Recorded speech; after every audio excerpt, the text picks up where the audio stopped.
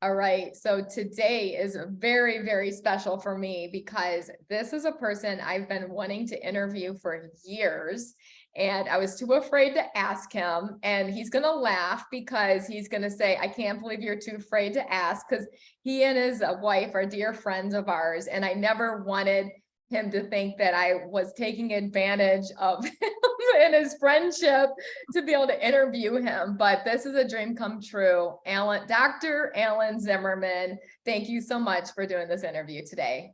Well, I'm glad to be here, but it does make me laugh because I didn't expect you to say that or think that.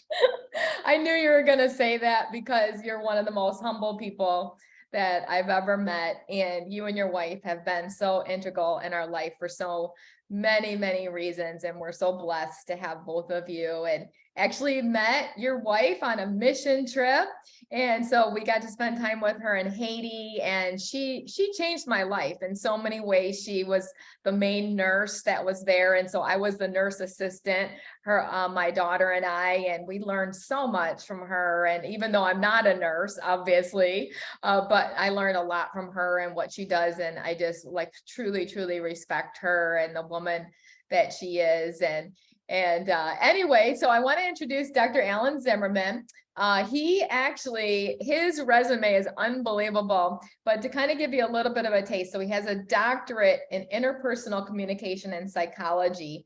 Listen to this. He's spoken to more than 1 million people in 48 states and 22 countries, and maintaining a 92% repeat and referral business, which is unheard of. And what I love is that you are on the CPAE Speaker Hall of Fame, an honor reserved for only a small handful of people in the last 30 years, including Ronald Reagan, Colin Powell, Ken Blanchard, and Zig Ziglar. Yes, you heard it right. So how did you ever make that happen? Well, it's not something you make happen, but it is an honor bestowed on you.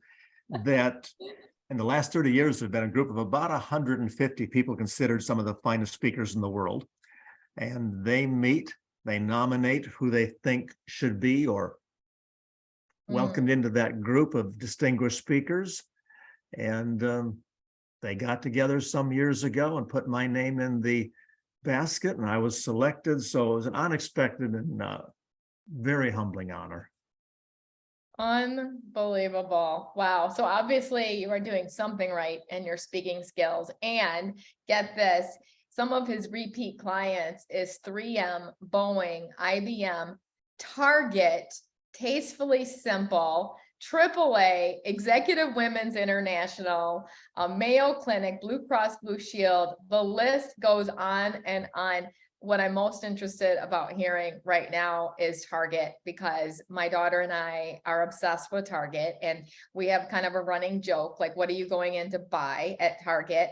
And my daughter said this once, and I'm like, yeah, I guess that's me too. When we walk in, we're like, we just wait for Target to speak to us to tell us exactly what we're supposed to buy. Wow, that's quite an endorsement. What's their secret? And tell us what you've done for Target. Well, in the retail space, as you know, it's a very difficult market, and more of the businesses are crashing than thriving. Yeah. They've been very good at carving out a niche of quality products at a decent price for a wide market. And it gives a sense of class that their competitors may have a similar product at a somewhat similar price, but it's not the fashionable, classy, clean experience. Experience is a key word. Yeah, that's it. Yeah. That you feel good being there. I can be in other stores where I can find similar merchandise and feel like, oh, this is kind of grungy or dirty or disorganized. Don't feel that at Target. Yeah, I totally agree. 1000%. That's why we go in there versus any of the other stores, which we won't mention here on the call here. But I think a lot of people, in fact, you see people even post Target, on their Insta story messages. I've done it because we're just so proud, to be in Target. Now we don't do that for other stores, but you're right, classy and clean. What have you taught Target Alan, in some of your trainings with A and B, what are you advising places like Target now, or companies now that after, I hate to even say the word, after COVID hit, right? But our world has changed a bit. So I want to hear your perspective. It's changed a lot, obviously, but what's still critical is that they have great relationships amongst the people that work there. It's very hard to give great service to others if you don't feel served by your coworkers. And so it starts at home, if you will. And it's a bigger challenge because more and more people don't want to go into the workplace. And it's harder to maintain a culture if you never see the people. If you only see them on a Zoom call, a virtual call of some sort, you can pass information, but the emotional connection is not there. Yeah. And so we're trying to find a balance of, yes, it's nice, convenient, lovely to be at home, not travel, but you're also paying a price for that. Some of the culture you've worked hard to build. And so what can be an appropriate balance of freedom at home, but also enough time together so you maintain that closeness of camaraderie, of caring? That's just it, right? And I love that you said that so much, because I keep reading articles, especially I love Inc. magazine, about this, and just keep getting different perspectives, right, on the hybrid work environment as well. And I agree with you. There's nothing that beats being in person versus being on Zoom. And although I've kind of shifted my work more on Zoom with what I do with most of the people, just for the convenience of it, like you said, it's just nothing beats face to face. I just spoke to my schools last week and did, a little Tina's message for them. And it was just so fun, to be around them. And so what would you say right now that, as you talked about culture, which I love, what would you say right now that you're working with businesses that they need to shift with their culture right now to make sure it's maintained? Well, it's that key balance I mentioned a moment ago of, I'm not sure we're going to get the workforce entitled to come back to the job. People have changed, the generations are changing, and a lot of folks would love to never come back into a work site again. It's cheap, it's easy, it's convenient, all of those great benefits. And once you've tasted that, it's hard to give that up. Yeah, it is. But you also have to be realistic enough to realize you're paying a price for that. And the price is teamwork to some extent, emotional connection, caring, those kinds of things that make work worthwhile, that all of us crave a sense of purpose. And purpose means I make a difference somewhere. And that's more than just punching numbers into a computer, passing some paper along. That's a job. But purpose means I make a difference in people's lives. And that's a lot harder to do in a virtual world than it is a real world. And if you want a sense of purpose, a sense of connection, you're going to have to spend some time with people. I don't see any way around it. Yeah, you have to. You got to make the shift. And I love that you talked about purpose, because that's basically one of your 3 secrets for getting what you want in life. And you wrote a book called The Payoff Principle. And oh my goodness, actually, you guys should just pause this right now and buy the book on Audible. And it's called The Payoff Principle by Alan Zimmerman. And I'm 30 minutes away from finishing this book. I have been binge listening to it, Alan, for the past couple days, and I cannot put it down. I'm like walking around the house. My husband's like, "What are you listening to?" And I'm like, "Shh, I gotta listen to this." It's so good. And I told him, I said, "You have to listen to this when I'm done, because it's so, so good." You know what I love about it, Alan, is that you have a bunch of different voices on the Audible. So you're not just hearing one voice, you're hearing different voices. So it makes it really fun to listen to. It's almost like listening to a TV show, so to speak, and hearing it. And then I'm like running to my paper and making notes. And I'm like, oh my gosh, there's so many things I want to talk to you about, so my listeners can hear some of this first and foremost. But tell us how this book came about and how you finally were able to release it, and what has it done for you with your business that you have?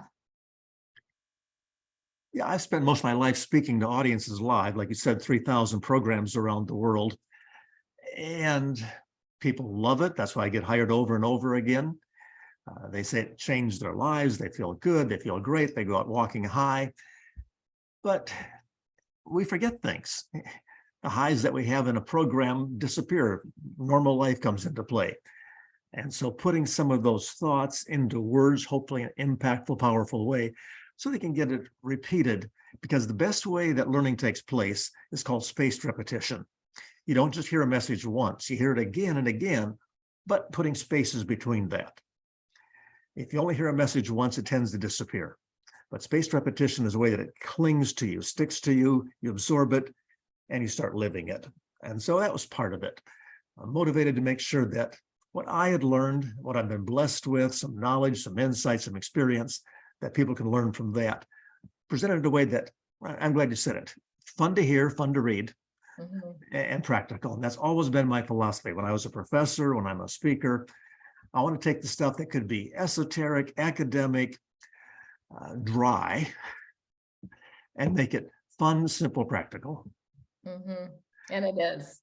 It's very fun, simple, and practical. I love about it, you weave a lot of stories within it, and you tell a lot of stories about famous people that I didn't even know about. Like you were talking about Florence Nightingale. Yeah. And so I'm going to leave that up for chance for you guys, because you have to listen to the book and hear exactly what I'm talking about. And what would you say was the most impactful part of that book that people continue to come back to you on, that they keep sharing with you? The book talks about 3 P's: purpose, passion, and process. I tell people, if you get those 3 down, you're going to be successful, you're going to be happy. And probably the one that gets the most response is the passion part. That some people, not as many as I'd like, have a sense of purpose, like, well, I want to do something worthwhile, but most have a lot of work to figure that out. People understand the second part, passion. Yeah, it's important to have a good attitude. And everybody knows that. That's old news. You should have a good attitude. Mama said that, daddy said that, teacher said it, teachers along the way, got to think positive. Well, that's nice, but it's not helpful. The question is, how do you get one and keep one that's positive? And I got so frustrated with so many books and so many speakers where they preach the same thing. Think positive, be positive. Well, fine, show me how to do it, because the world is tough, it's negative. In fact, I would challenge anybody to listen to any news broadcast on any network, I don't care if it's left or right wing, and come away without being angry, depressed, or sad, or scared. Yeah, It's all the negative. above, all the above. Right. Yeah. And so when people say to me, I'm just the way I am, I've always been that way, I can't help it, just the way I feel, which is a big fat lie. People can change their attitude. They're changeable, they're controllable. The problem is people don't know how. And so that's what inspired that section of the book. Here's how you do it. 4, 5, 6, 7, 8, 10 skills you can practice right now. Start adopting. So you become truly more positive. Doesn't mean naive, Pollyannish, unrealistic, but more empowered, positive. Yeah, that's so good. I love it. That was actually the part of the book that really stuck out to me. I took a bunch of notes because I train salon owners and salon leaders. And one of the things is fixing your attitude. So I'm like, oh my gosh, I'm going to have to make sure that I have our salon leaders read this book when we're doing this coaching, because you give such practical tips. And my favorite practical tip was, can you go 24 hours without saying something negative or, criticizing, right? For 24 hours. And I'm like, whoa, okay, I need to try this on, right? Even though I think of myself as a real positive person, can I do this 24 hours? And so, first of all, where did you get that idea from? And give advice to people how to get through that 24 hours. Yeah. A question I'll often ask people is, if I'm coaching somebody or I'm speaking to an audience, if you can't go 24 hours with an alcoholic drink, you're addicted to alcohol. Yeah. You can't go 24 hours without a cigarette, you're addicted to nicotine. And the same thing is true. If you can't go 24 hours without complaining about something, griping about something, you're addicted to the negative. Yeah. And the research says 85% are addicted to the negative. Wow, 85%. Dr. David Reisman, he's a psychiatrist, wrote a book called The Lonely Crowd and found out that 85% of people are programmed negatively. And people say, well, how do you know that? Are you programmed negatively, positively? I was on CBS Morning Show a while ago, and they interviewed me, and the interviewer asked that question. And I said, it's real simple. The way you find out how you're programmed is look at your first reaction to any bit of news you get. For example, if you go to your office and there's a note from the boss that says, see me immediately, what is your first reaction? If your first reaction is, well, great, the raise is coming early this year, you're programmed positively. But 85% expect bad news. What did I do wrong this time? Well, what kind of trouble am I in? 85% expect negative. If your kid comes back from school with a note from the teacher that says, I suggest a conference as soon as possible, what's your first reaction? What did you do wrong this time? And so 85% are programmed that way. 15% are programmed or can become programmed positively. I call it being an actor versus a reactor. And the way you start moving towards becoming that 15% more positive, it's the old slogan, you know it well, you act as if. Yeah. Dr. William James came up with that phrase, and he's the father of American psychology. If you went to Harvard, you'd see the James Building of Psychology there. It's named after him.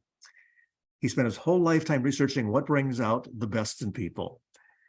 End of his life, he wrote this sentence, that the greatest discovery of the 20th century is the fact you can have any quality you want in your personality if you just act as if you have it. For example, want to be more patient? You can't go around saying, well, I'm not patient. Mom had a temper, dad had a temper, runs in the family, just raise it that way. That's a cop-out. If you force yourself to act patiently, even if your guts are churning inside, eventually you'll feel patient and be patient. And the same principle applies to being positive. If you will act positively, act enthusiastically, doesn't matter if you feel like it, if you'll act that way, you'll begin to feel that way and become that way. Yeah, 100%. I love that. And, that was probably the best lesson my dad ever gave me was just, Tina, just put a smile on your face, whether you want to believe it or not, that you are smiley at that moment. And it's so true. And a lot of people will say to me, they're like, you always seem so happy. I'm like, honestly, it's just that habit that I've had my whole life because my dad would tell me, put a smile on your face. And it's so true. Like, there's no way you can be in a bad mood if you have a smile on your face. There's just no way. It makes you more positive. This is really powerful. I think I'm going to call this Be a Champion. And the reason why I say that is because of the three things that you talk about: the purpose, the passion, and you also add in a little bit of persistence in that chapter too, which I thought is awesome, and then process. And so, and being a champion in your life. And that's, I think it's all of our goal. And I want to touch on something because you hit something really big in your book, especially, and I know you talk about this quite a bit, is, people will ask, you always say, what do you really, really want? I was just asking a client this yesterday. What do you really, really want? And I got the idea, of course, from your book. And so he says to me, he's like, I just want to be happy. And so talk about that, the fallacy of being happy. And I like when you added the question, and I did the same thing yesterday, is, okay, well, what specifically is going to make you happy? We need to write those things down. So that's what you really want. Talk more about that. How do you coach people through that?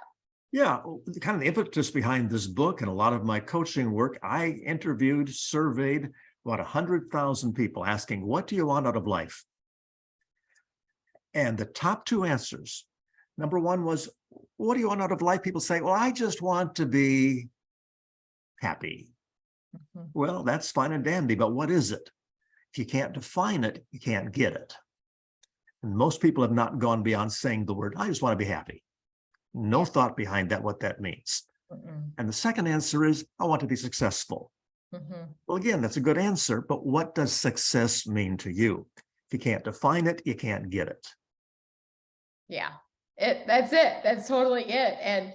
And so I love that you said that because, and also in your book, you're very, very good on this, and that, something about being successful. And so my book is called Be Amazing. And it's the 7, habits of being successful. And what does that look like? And so kind of really drilling down. And so it's more of a workshop type of book, which is similar to yours, where you ask some incredible questions. And so I want to switch gears here because there were some things that you shared in here that I think are really, really amazing. And so as an entrepreneur, as a business owner, and also coaching a lot of leaders, we talk a lot about fixing your communication. And what does that look like? And you gave some really, really, really great ideas inside of your book as well. And so I kind of want to talk about that. But there was a couple of things that you said, and one of them was, and I had never heard this before, that a person needs 4 praises basically to 1 reprimand, so to speak, or a redirection, so to speak. And so talk about that, because I get that from a lot of our team members, that they're really frustrated with their leaders because they feel that they don't get any recognition. I do that all the time with organizations or people I've been teaching, speaking, coaching. You do employee surveys, not enough recognition. Comes up over and over again in all the surveys. Yes. And the bosses don't get it. They think they're getting plenty of recognition. That may or may not be true. But the point is, the employees don't feel like they're getting enough. So we did some research on that and actually tracked this. How many positive comments a boss might give to an employee. And if the boss gave 4 or fewer positive comments, the employee tends to think that that boss is negative. They don't appreciate me. You hear the comment, I can do 100 things right and not hear a darn thing about it. Do 1 thing wrong, they're right in your back. Mm-hmm. It takes 5, 6, 7 positives to outweigh 1 negative. Wow. If you're giving a negative comment like, I think you could improve this, you might handle this customer a bit differently. When you're giving 1 piece of constructive negative feedback, call it whatever you will, that sticks so heavily in someone's mind. It'll take 4, 5, 6, 7 positives to overcome that before they think you're a positive leader. How do you do that as a leader? So let's say they're struggling with a team member, okay? And I kind of know, I think I know where the answer is going to go here, but I want to hear it from you. I want leaders to hear that. So how do you actually do that? Because they might say, well, they're not doing anything right. So how do I find something positive with it? I'm like, really? They're not doing anything right? Anything? Well, if they're not doing anything right, you need to ask yourself, why are they even on the team? Exactly. If you're the boss. Right. That's a big issue, that you don't put up with incompetence forever. If a person's not able to change, unwilling to change, they don't belong on the team. Exactly. And when should they find that out? And so talk to that leader right now in a company, because I think one of the biggest challenges that I see is that there's, in the first 90 days, there's not enough communication. There's not enough clarifying expectations. There's not enough clarity. I loved your idea of the 6-pack, which you could talk about that as well too, because I think that gives a lot of clarity too. And I'm going to totally steal that in my one-on-ones with my leader. So they'll get to hear this as well too. So what is your thoughts on that? Like, how often do you see that the problem started in the beginning and it was unaddressed and it just continued on for a long time? Yeah. In the beginning, I think it's important that the boss meet with a new employee frequently. It may be 5 minutes a day. It may be just quick, 10 minutes every 2 days, a check-in. How are things going? What are 2 things you feel good about? What have you done right? If you could do it over again, what would you change? What would you improve? 3 questions I often ask leaders to ask their people when they get together for that 5-minute meeting, weekly meeting, whatever time schedule they have. First question is, when you look at the last 2 days or last week, whatever that time frame is, what have you done that you feel good about? Yeah. So they get a chance to pat themselves in the back, and they're out looking at their own behavior. Secondly, if you were to do it over again, what changes would you make?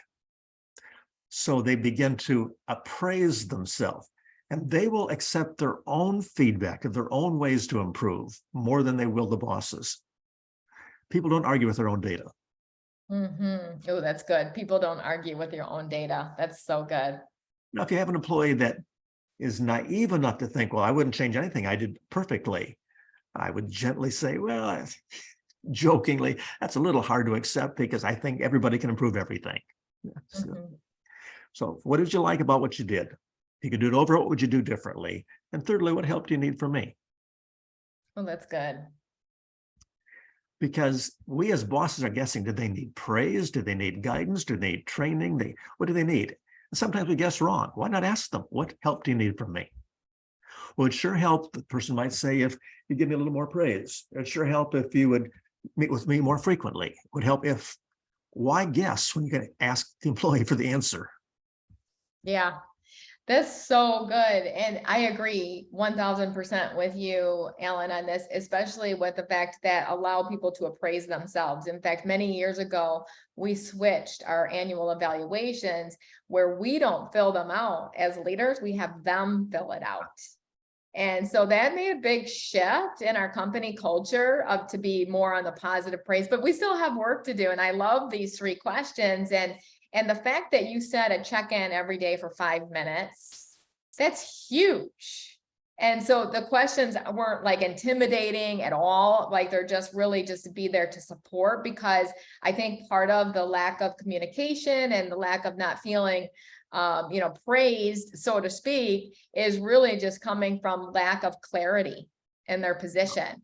And so talk about that, because what if you have a leader, and I'm sure you've heard this, and I do too, they're like, well, Tina, I don't have any time to do this 5-minute check-in. And I'm like, really? 5 minutes? Well, I'll tell people, you either take the time now up front or a lot more time later on fixing the problem. Absolutely. You got a choice. You can take 5 minutes now, no matter how busy you are, prevent problems, train correctly, or spend a heck of a lot of time later on cleaning up a mess. Yeah. And I would fathom to guess that this is part of the mastering the process part, right? Of being a champion, be a champion leader, right? And so talk a little bit more about communication, because I love this. What you gave some really great ideas on communication, but I would love to kind of hear, how are you coaching leaders right now, especially with Zoom happening, to be good at communicating? I made a comment a moment ago that the #1 job complaint I hear is you could do 100 things right, not hear a darn thing about it. Do one thing wrong, they're right in your back. And that complaint has not changed one bit in my 20+ years of coaching, speaking to people. Same complaint, #1. So that tells me that people probably know that's an issue, the bosses included, but there's a gap between knowing we should be giving more praise and actually doing it. And so the gap comes in from a couple of things. One, you mentioned the bosses may say, well, I'm just too busy. That's certainly true.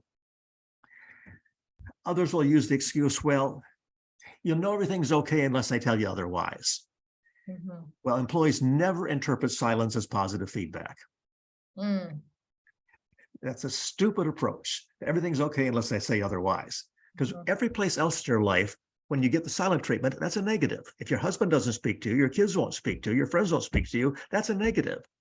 So how come the boss can get away with thinking, if I don't say anything, that's a positive? It's ludicrous.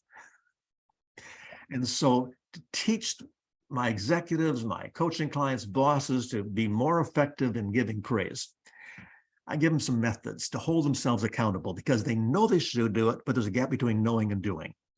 One simple technique I call the 5-coin technique. I say, put in your left pocket 5 coins, and your goal during the next workday is give out 5 genuine pieces of positive feedback. Look for people doing something right. When you give that positive comment, move the coin from the left pocket to the right pocket. At the end of the day, if you've moved all 5 coins, you're walking your talk. You're not a hypocrite. You're doing what you say is important. You're following through. You're holding yourself accountable. And Love it.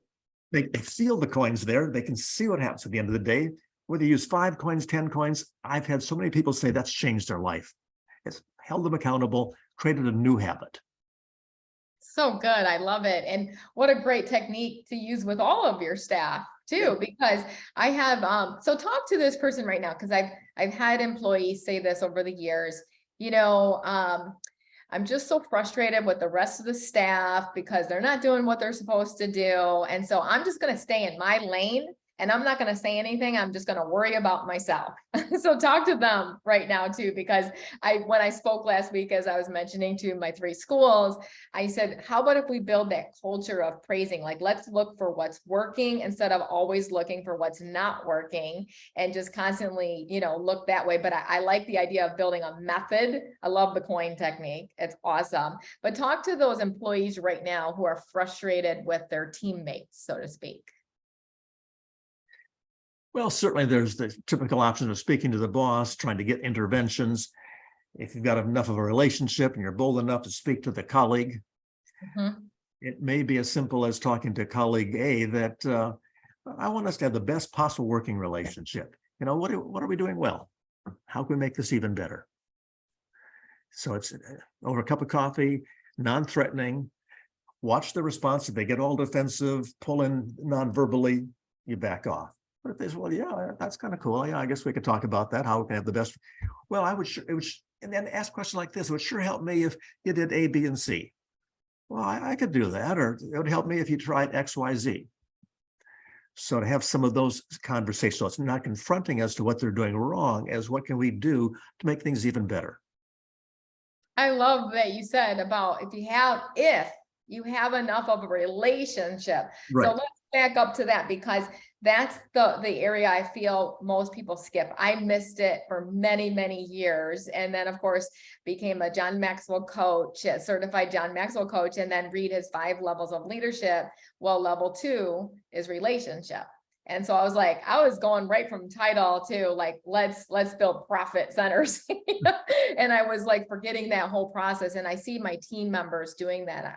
And I said, you need to build a relationship. And you said, go get a cup of coffee with them, have lunch with them, right? And so get to know them on a different level, be super curious about them, get to know them. What advice do you give as far as leaders building relationships with their team members? What do you think that should look like? We always call it solid, appropriate relationships. I recommend a technique called Brave Questions. I wrote another book with that title.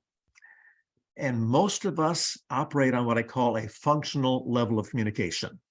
It could be turning to our spouse. What time is dinner? What time are the kids coming home? When's that soccer game? Maybe talking to a colleague. When's that shipment due? When's so-and-so calling in? And you got to know those things to function, but they don't build relationships. For that, you need brave questions, which are questions you ask less often.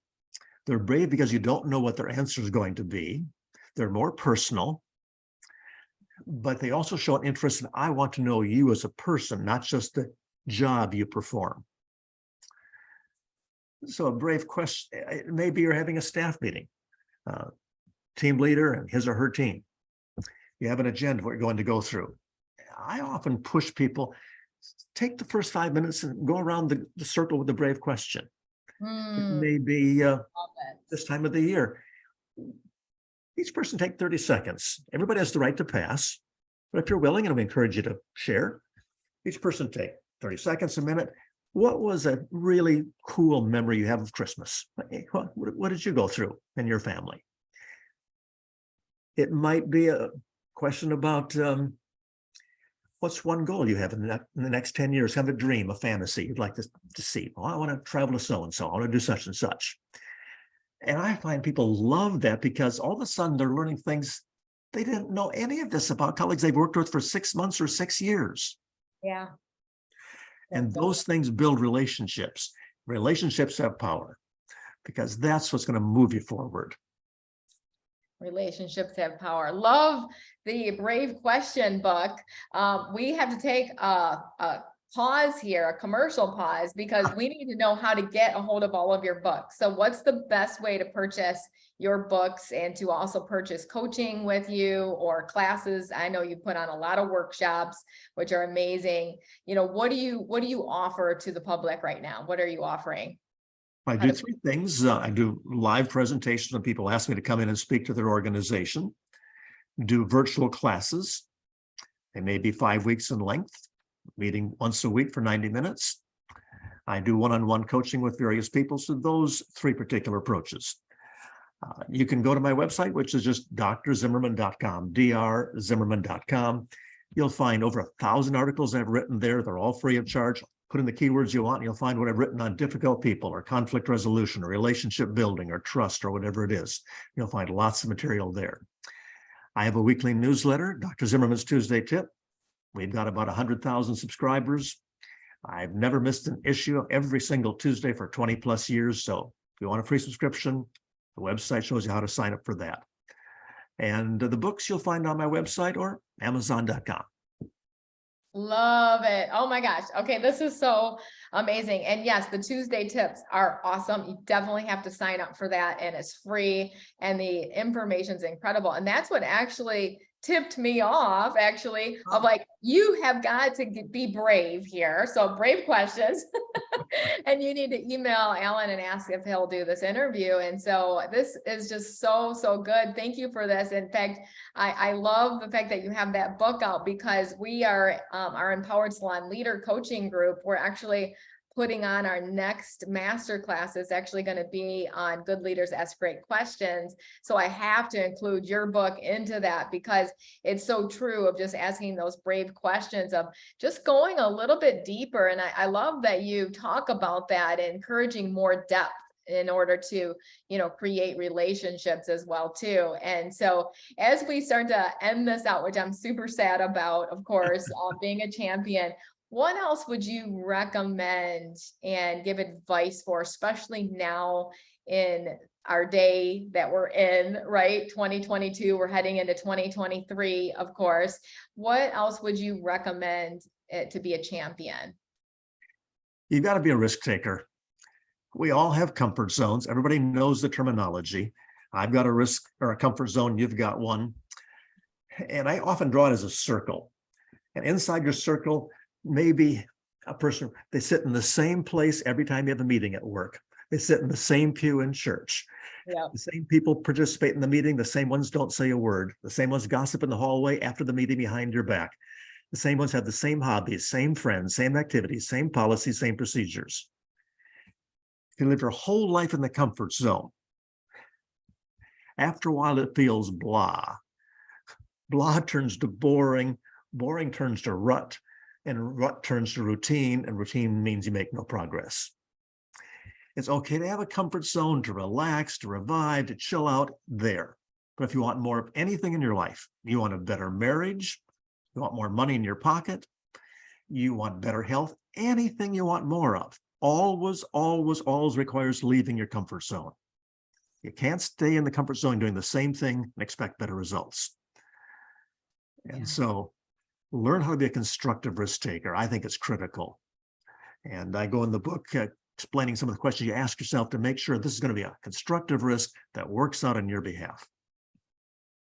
So good. Constructive risk taker. And I'm all about that. In fact, I drive my husband crazy with that. So he's probably going to say, Tina, don't listen to Alan on this one. Right? Because I'm like this crazy woman. I'm like you, I'll never retire. Like, why would I retire from my calling? Because everything that I'm doing is my calling. And so we joke about this, that I'll be doing, you know, podcast interviews, I'll be doing master classes in the nursing home someday, because I ain't quitting, right? So and so I love that fact, you know, in order to be a champion, first and foremost, you know, you got to read this book, Payoff Principle, because finding your purpose, right? Finding what you're anointed to do, what your calling is as well too. And so as we end this out, what have you been wanting to tell your listeners for a long time that maybe you haven't said enough lately, or something new that you've been wanting to tell people in the world? Wow, that's interesting. Good question. I think people live lives that are much smaller than they could be. There's so much more they could accomplish, so much joy that's deeper that they could experience, so much more meaning that would put richness in their life that they'd never even thought about. Too many people live on another day, another dollar mentality. People say, well, just 4 more years, 5 months and 2 days, and I'm out of this place. Mhm. I would want to tell people that there's so much more than they might possibly imagine is really available, whether it's in purpose, meaning, relationships, happiness, joy, success. You're bigger and better than you think you are. Yeah.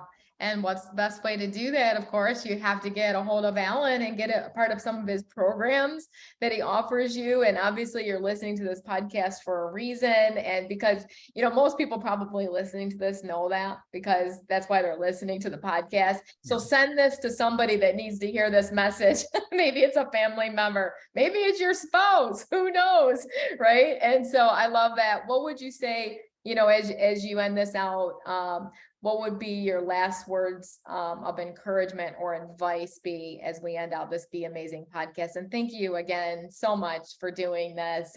And tell Chris we got to get her on next, your wife, because she's Okay. unbelievable. I love her. Well, you made a good comment that probably most of the folks who are listening to this are on board with what we're saying. They believe these things. They're applying these things, hopefully, picked up a few new ideas that they can also add to the repertoire. But we're living in a very difficult world that's not getting any easier. More difficult, more divided, more negative in so many ways. And it's easy even for people like myself, yourself, our listeners who have got a lot of this mastered to get occasionally down, to get challenged.